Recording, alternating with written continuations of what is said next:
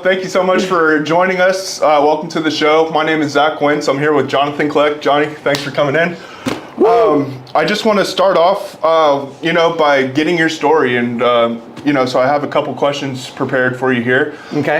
Really, just to start getting to know you. So the first question I have: where you're from and what it was like growing up in your household. Yeah. So I'm going to answer that question from two different vantage points. I didn't know where I was from until 2002, actually, because we're all from heaven, and that was the great big reveal the Lord gave me. But into this place that we call the earth, we call humanity, I was born in Frankfurt, Germany. So briefly, I was born in Germany, Frankfurt, Germany, and I grew up part of my life there, came to the States, went back to Germany, and eventually ended up back in San Antonio. But my young life was pretty good. I mean, out catching frogs and snakes and fishing and doing the things that I guess what I perceive young boys to be out doing. Yeah. That's what we did. Me and my brothers, I had three brothers, so we were always out fishing, catching wild animals. Very cool. Doing that kind of stuff. And then I ended up in San Antonio for my young adult life in parochial school and high school. So Sure. yeah, that's where it kind of started. Yeah. Here in SA. Well, speaking of your young adult life, the very first piece of content I saw from you was a promotional video for Vampire sunglasses. Yeah, so during watching that piece of content, it was mostly focused on girls with vampire fangs and skydiving and sky surfing and all these different sky sports. Right. Could you describe how this company was established and explain the idea behind the sunglasses? So I'm just gonna back up a little before the sunglass marketing. I got married to a young lady named Dorothy Mace. She died of cancer a year after we were married for 1 year, and then she ended up having a brutal form of cancer, and she died from it. And I was with her during that whole process, and it was absolutely, it was heart-wrenching to watch the person that you had dedicated your future to, and then she died of cancer. She had a very severe form of cancer. She was diagnosed June 15th, 95, died December 15th of 95. From that point on, I had been working on vampire sunglasses the whole time she was sick. That's where the whole vampire sunglasses thing came about. I had to have something to do, and because I had previously done some intellectual property stuff called Psycho Socks and failed, I had learned more how to do it and avoid pitfalls, learned about non-disclosure agreements, learned stuff like that and how to protect your product. So anyway, long story short, I was down in South Padre Island living there, and I walked out of my house one morning and I looked at the sun, having been up all night with some friends partying. Yeah. Yep, and the sun was so bright. I looked up and said, my God, I need some sunglasses for effing vampire. That's what I said. Yeah. And when I said that, I went, oh my gosh, wait a minute. Vampire sunglasses. So yeah, I conceived the idea down in South Padre Island, and then after that, when Dorothy got sick, I needed something to work on, so I worked on vampire sunglasses, and I named it Vlad Eyewear because I was in a litigation with a company called Skis Authier over the trademark. So long story short, I won the trademark dispute, and I ended up with the name Vampire for sunglasses and all the trade dress. That means I could use images of vampires, all vampire-related paraphernalia in whatever my advertising was, as long as it was related to sunglasses. And so anyway, so that was the beginning, and I worked on it the whole time Dorothy was sick. Then she passed away. Once she passed away, I just didn't care about the whole been sold, you meet the right girl, you get married. That whole dream just went away immediately. Yeah. And I began skydiving. Long story short, just my secretary, once I was starting off on Vlad Eyewear, she was married and had 2 kids, but she was also a dancer. She did it to make extra money. Her name was Casey. She's very nice. So I'd had this kind of wild life. I was bouncing, between the drop zone And my house, I'd gotten involved in a relationship with a young lady that was a stripper from the club that Casey worked at, and she had totally orchestrated. She put her phaser on full kill, and that guy's going to be mine, and his sunglasses and everything he owns, I want part of, because she had lied to me about birth control. She told me she was on birth control, and she was not on birth control, and she purposely lied because I was training for the X Games, and I was going to go train to be a pro sky surfer for the X Games. Yeah. So anyway, long story short, I ended up with several children with her, but I told her I would never ever marry her because she was the most deceitful person I had ever met. And so I was like, I'm never gonna marry you. Wow. And I told her that, and she said, I don't care if you marry me. I don't care if you have your own girlfriend, just marry me. And I just thought that was so sad and just pathetic. I was like, you know what? That's horrible that you would want someone to marry you and you're like, they can have a girlfriend, just marry you. I was like, this is just, the whole relationship was just so not right. So anyway, I told her, I said, you know, I have a girlfriend, but I will take care of the children. But the children were a tool for her to try and manipulate everything about my world. And I realized that, and I knew it was never going to change.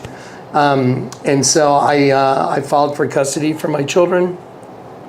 At that time, I had met a girl that was from the DuPont family, and she and I got along super great. And I mean, we were just a little two peas in a pod. So I met Eleuthera Anderson, and before we got married, that's when the Lord called me, and we ended up having a son together. Sure. So that's kind of the general layout.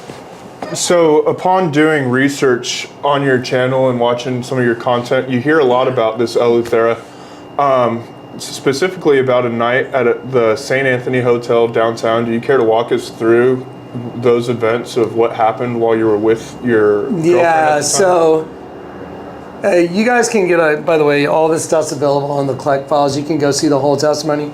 But again, I had started cracking open, and I had started manifesting some abilities that weren't normal. I was seeing stuff that was almost indicating there was something more to life than what I was perceiving, and I was like, what's going on? And someone had showed me the $20 bill, that the bombings of the Twin Towers was printed as an image on the $20 bill. And when I saw that, I was like, oh my God, that's the Twin Towers on the $20 bill. And something inside of me was so just awakened inside of me, like, why is the bombing of the Twin Towers on the $20 bill? So anyway, I'd started showing it to some people, you know, where I would hang out, and people I'd talk to at the clubs, bars and stuff, bartenders I knew. And very strange things started happening. I mean, very strange things. And I started seeing the same people at places that they shouldn't be, and it's almost like I was being stalked. It was very odd. It was, some people call it gang stalking now. And I was like, why are these people here? I saw them earlier today, and why is this person here at TJ Maxx? I saw them at the health club today. It was just bizarre. So anyway, so I started noticing some very strange anomalies, and I started asking some questions, and then out of nowhere, I was in a couple high-speed chases, and the first one was, I was on Highway 410, and this car came up next to me, alongside of me, and then a truck pulled in front of me, and in the back of it, and I was like, what are these guys doing? They're like boxing me in.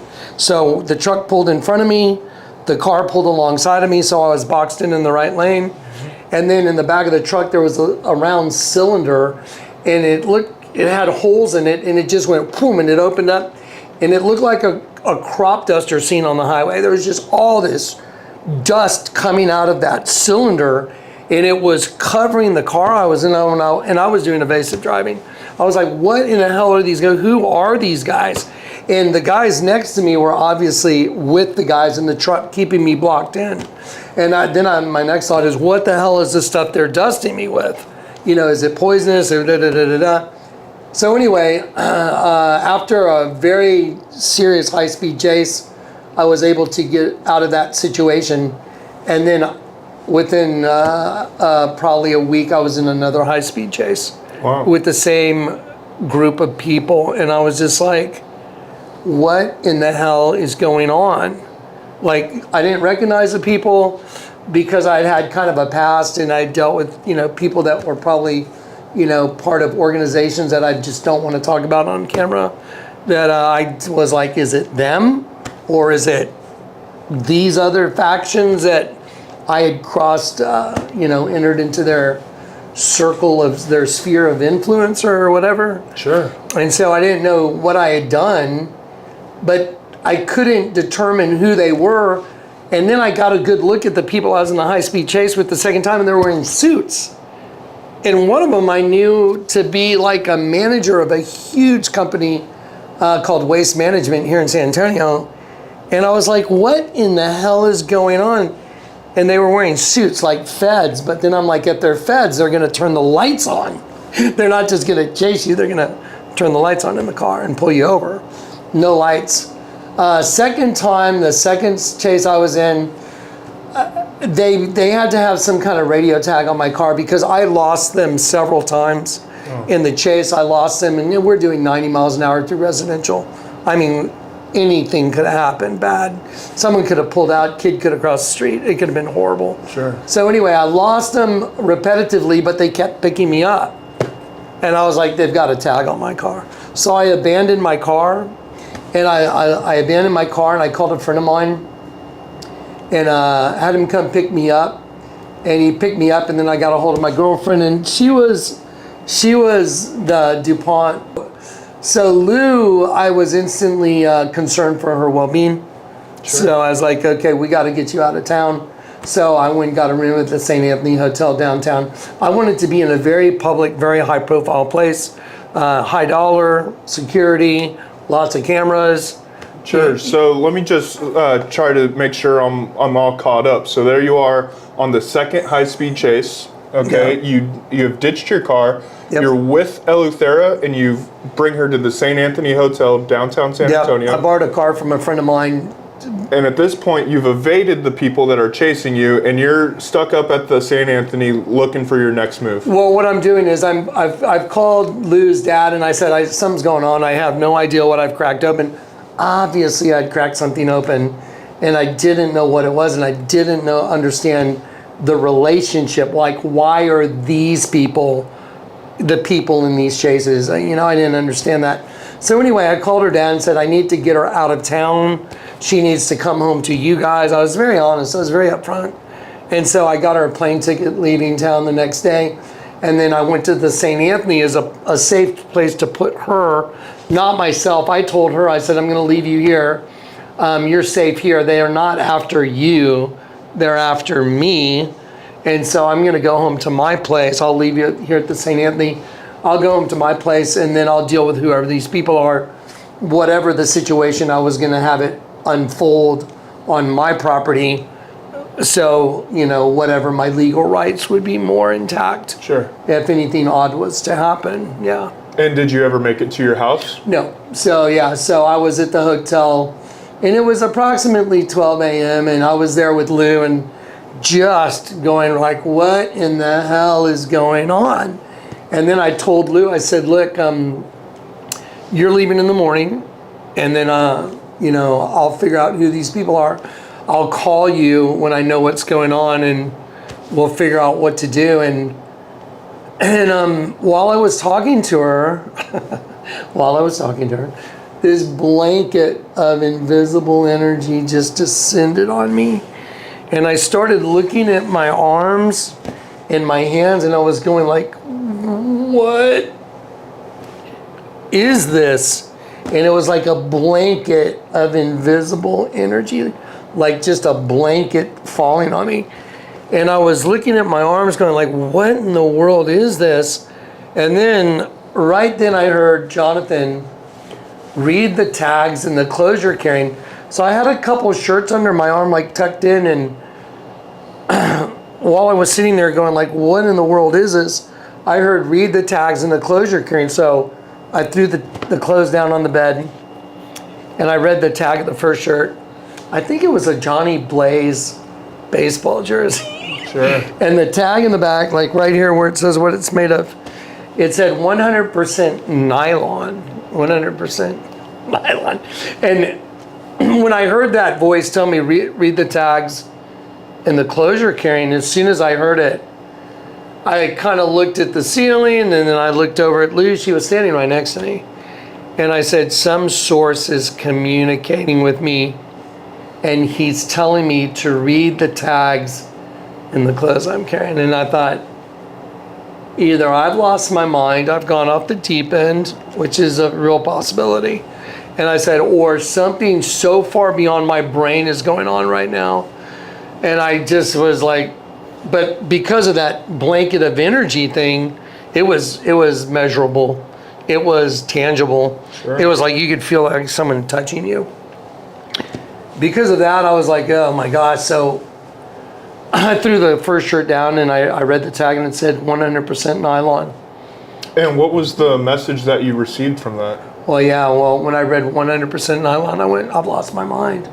I just, as soon as I read 100% nylon, I went, okay, maybe I've lost my mind. And I went, so because that voice had said, read the tags, as soon as I said the words 100% nylon out loud, I went 100% nylon. And then I had to mentally grapple with maybe the fact I was losing it. And I went, okay, and then I looked at the ceiling, and I said, that doesn't make any sense. And then he said, turn it upside down. And I went, turn it upside down. And I looked down at the shirt, and I looked at it, and I went 100%. And I'm looking at the word nylon, and I'm like, what does he mean, turn it upside down? Turn nylon upside down. So then I turned the whole shirt upside down, and I sounded out the word nylon upside down and backwards.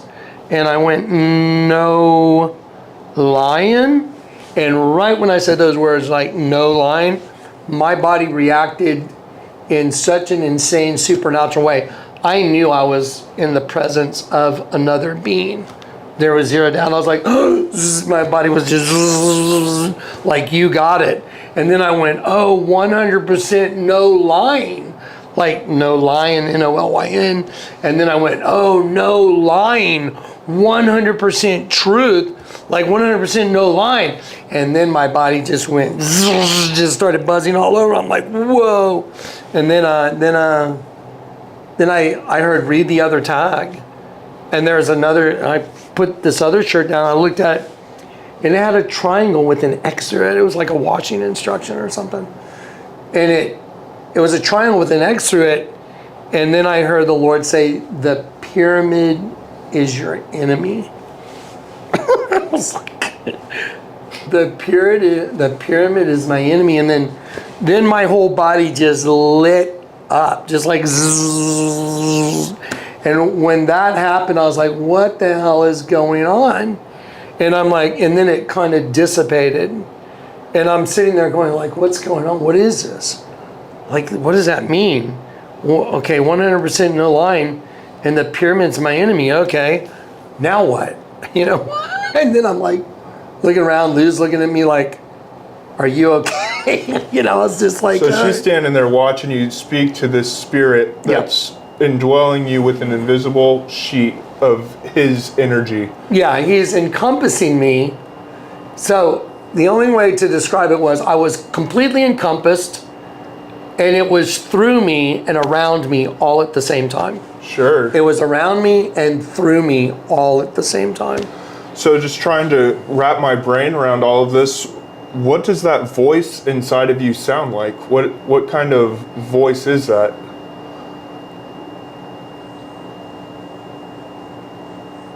I don't know how to explain that to, it's like sky surfing, you know, it's like,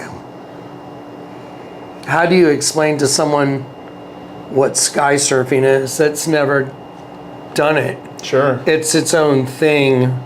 Yeah. It's a thought and a voice, but it's not from you.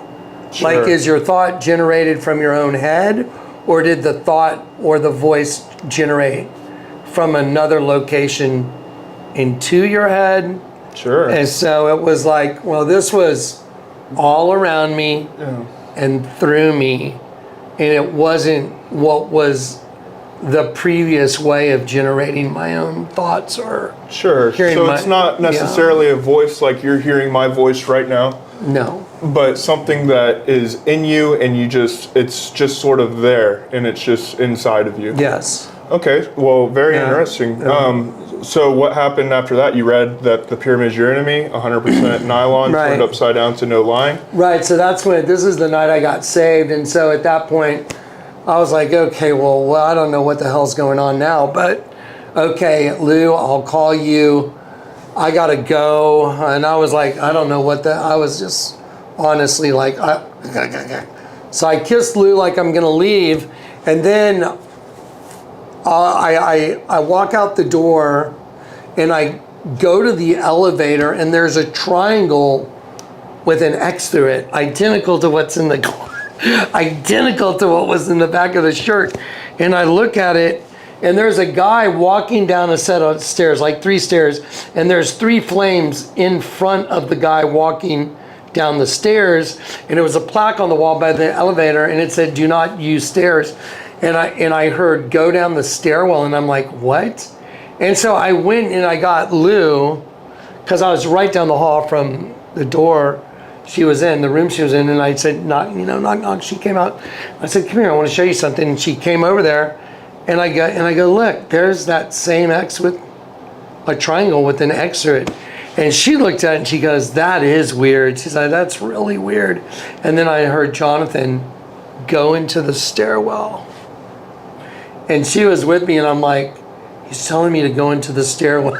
Well, we were in this like, so there's a long main hall that runs the length of the hotel, like the face of the hotel. And then there's these halls that go like this way, like a W or whatever. Anyway, so we were in that main long hall, and the stairwells are at one end or the other. And so when I heard go into the stairwell, I was just like, we probably look like Dorothy and the Cowardly Lion walking through Oz. Sure. I was probably holding my tail. I was just like, what the hell, dude? So anyway, yeah, we walked the length of the front of the hotel. We're on the 10th floor, I think. And then we got to the stairwell, and we went into the stairwell. And as we went in, I could hear the Lord just telling me, just keep going. It was like, keep going. And I was looking everywhere for like some kind of sign or direction. Like, what am I doing? Like, what are we doing in the stairwell? And then we got to the 3rd floor, and the stairwell ended. It did not go down any further. You would have to exit the stairwell and be on the 3rd floor.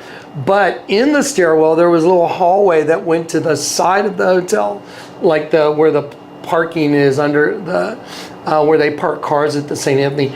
But it was on the side of the hotel facing, one direction, not out the front of the back door, but the side.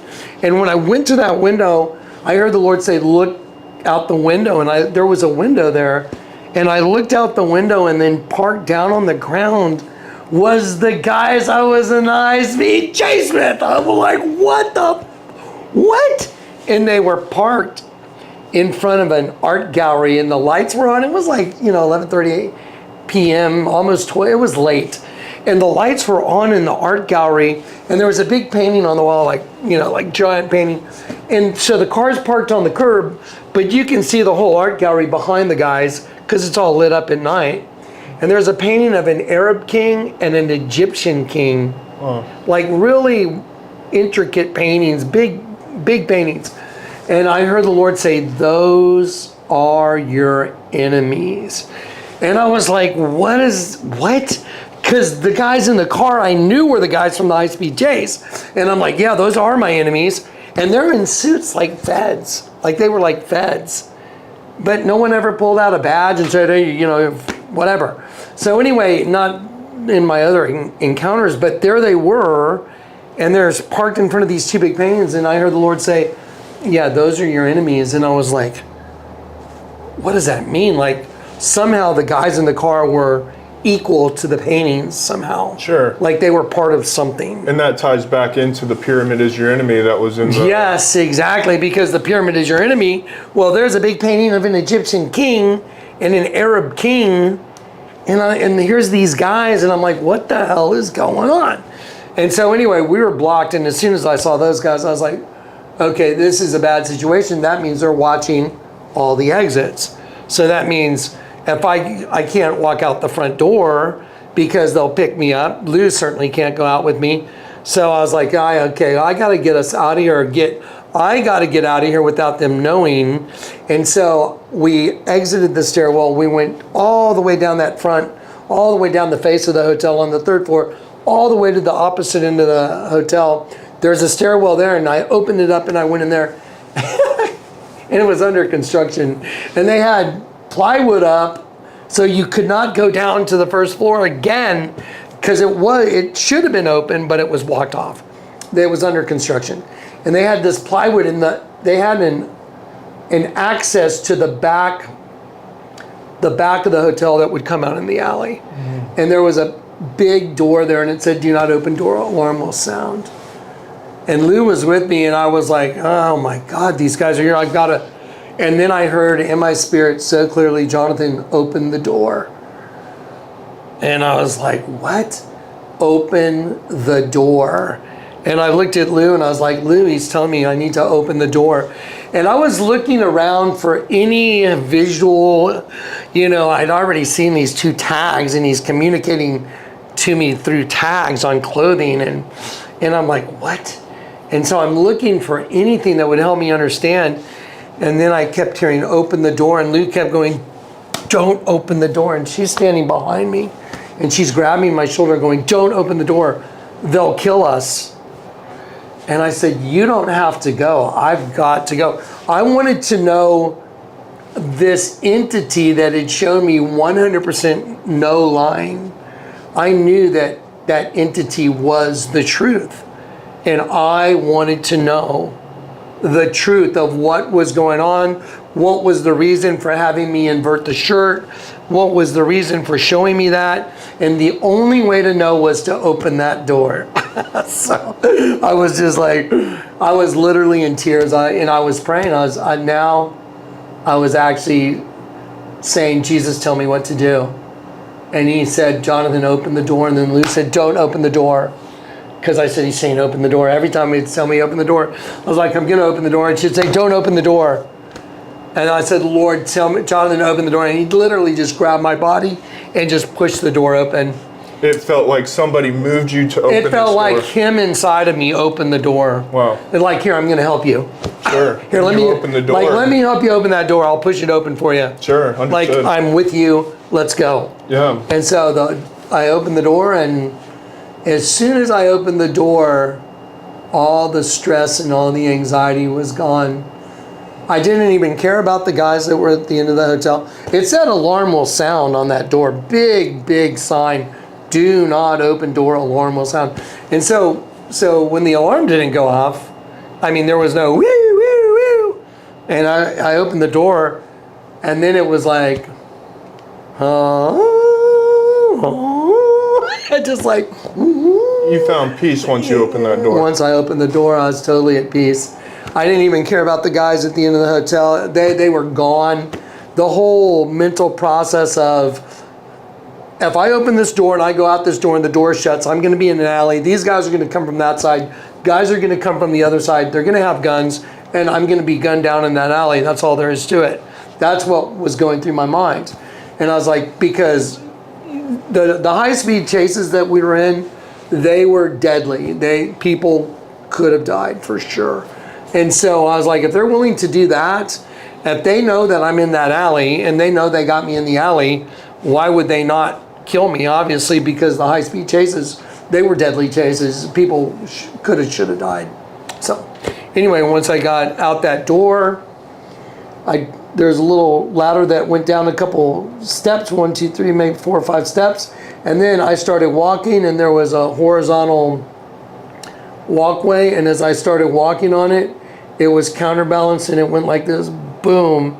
and it turned to a set of stairs, and I went geez in the metal and there's a song by U2 called this Stay Far Away So Close. The bang and the clatter as an angel hits the ground. That's the best way I can ever describe it. There was a bang and there was a clatter and I hit the ground and I knew I was not of this world. And the second it hit the ground, standing there, right there when I stepped off, was this guy, but I knew he wasn't just a guy. I knew he was angelic. Sure. He was angelic. People say, what did he look like? The best I could tell you is like, if you ever saw the movie Kingdom of Heaven, there's the right-hand man of Sahaladin. His name is Alexander Sedig, I think. And he plays the right-hand man of Sahaladin in the movie Kingdom of Heaven, but his name's Alexander Sedig. I can't say that he looked just like Alexander Sedig, but that's the vibe kind of that he had. Just, he had this real peaceful, Sure. otherworldly, Middle Eastern, but not Arabic. It's hard to explain. Now, this wasn't the guy chasing you. No. This was just a guy at the end of the stairs that turned into stairs. As soon as the steps hit the ground that were counterbalanced, he was like waiting for the steps to hit the ground. And you had an intuition knowing that he was some sort of angelic. Oh, I knew he was an angelic being. He stepped right up to me, looked right in my eyes. He took total control of my mental everything, and he looked right in my eyes and he said, "Jonathan, pray with me, my brother." And when he said the words, "Pray with me, my brother," there was zero doubt. He was my angelic brother. I knew he was an angel. He knew that I knew he was an angel. I knew I was an angel. And we prayed Our Father to heaven, and then water and light came down on me. Like, it just moistened me. It wasn't like a big downpour. It was like water, like kind of like a sprinkle coming down on you. Yeah. And you could see it in the light coming down. It was part of the whole visual. Wow. Like if you look at drizzle and you're standing out at night and there's a big light and you see it in front of the light, you can see all the little droplets. Yeah. It was like that. It was just all coming down on me. And I was so mesmerized. There's a scene in the Passion of Christ where the guy Cassius, I think, puts the spear in Jesus after his death, and then water comes out and hits him in the face. Yeah. And then he goes like, and he just drops to his knees and is like, Yeah. that was me. I always think I wish I could go back and experience it again, Yeah. because it was the first time in my life I've ever been alive. I thought I was alive, but I wasn't even alive, and I didn't even know it. But then once that happened, I was like, I was like, what just happened? Like, I'm alive. And then I looked up and I looked around at the alley and everything, and I was like, what am I doing here? Kind of like, from a heavenly point of view, like, what am I doing here exactly? Yeah. Like, in this body. Sure. I was like, okay, we're not in Kansas anymore, yeah. Some sort of reality shift. It was a complete reality shift. It was actually shifting to reality, where I'd been living a non-reality my entire life, and all of a sudden I shifted to reality, and I wasn't at all what I thought I was. Sure. That's it. So once this angelic person says, "Pray with me, my brother," and you guys pray Our Father, what happens next for you? Yeah, so then it took me a moment, obviously, just to handle what had happened. And then after he saw that I had processed and I was sitting there just still stupefied, he looked at me and said, "Now you say Hail Mary."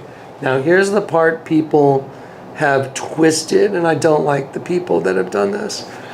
I've always maintained, always, I was born and raised Catholic. I was, from a little boy all the way up, I was taught to pray the Hail Mary. There was nothing wrong with it ever in my world to pray a Hail Mary. Now here's the point. he and I prayed Our Father. Water and light came down on me. I was born again with life. I had never been alive before. I thought I was alive, but I wasn't. Now I was alive, and I'm like, wow. And then he tells me to say a Hail Mary. And when he told me that, I looked at him like, why? How would I even think that? Like, why? It's wrong. How would I even think that? Wow. Why would I look at him and go like, why? And he looks at me and he goes like, do it. He even took a little step away from me. My joke has always been, you know, sorry. Yeah, but he took a step a little bit away from me as I said those words, and I was looking up, saying the words, same as when I said the Our Father, but instead of any water and light or anything, I felt life and light leaving my body. I was like, no, because I could feel it like dissipating. Wow. And I was like, and then I knew where death came from. Somehow death came from praying to a female virgin, you know, goddess figure. Because when I said those words, I felt death. When I just said Our Father, I was filled with life. And then being told to say the Hail Mary, how would I ever even think it was wrong? But I knew it was wrong. But he told me to do it anyway. And as I did it, then it was like, okay, then I knew the difference between life and death. Sure. Right then and there. So now, and then he looks at me and I'm thinking, well, okay, like what's next? But I'm a different I'm a totally different being all of a sudden. I mean, I'm a different being. I'm not even the same being I was. And this guy is standing there and he looks at me and he goes, you look like you need some water. You should go to the bus station and get some water. And I looked at him and I went, I will go to the bus station and get some water. You know, like, beep, beep, you know. He just said it and it was like, him telling me was like, I can't explain it. It's almost like he's in control of it. Yeah. Yeah. And so when he said, you look like you need some water, you should go to the bus station and get some water. I was like, I'll go to the bus station and get some water. And I just turned around to go, like I'd been sent by him. He's like, go to the bus station and get some water. And as I started walking, Lou reached and touched me on the shoulder. She had been off in the wings. She disappeared from my sight. But as soon as I started walking, I felt her touch me and I yanked my arm away from her. That would be so uncharacteristic. So I yanked my arm away from her and I said, don't touch me. I'm walking with the Lord, don't touch me. I'm walking with the Lord, don't touch me. I told her 3 times not to touch me. I was like, yeah, it's because that conversion that had happened, I knew with the spiritual being inside of me, to him, she was unclean. And I could perceive it. Wow. And I was like, that, yeah, it was the strangest thing in the world. So that was the point at which I got converted. There's a lot more to it after that. Oh, I'm sure. And that's a pretty intense beginning story, you know. So if you don't mind, maybe we can take a small break and we'll come back and just kind of continue off wherever you're comfortable. Right. So one thing I want to leave off with is this. So if you go back to the night I got saved, Our Father in heaven, water and light, and I'm born again and I'm full of life. Then I say the Hail Mary and I feel death.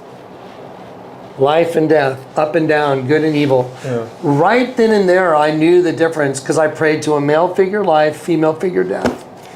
Okay, right then and there. Now, if you go look at the entire ministry, all these years, that's been the revelation of the entire ministry. That's what's the Vatican that worships, they worship the Virgin.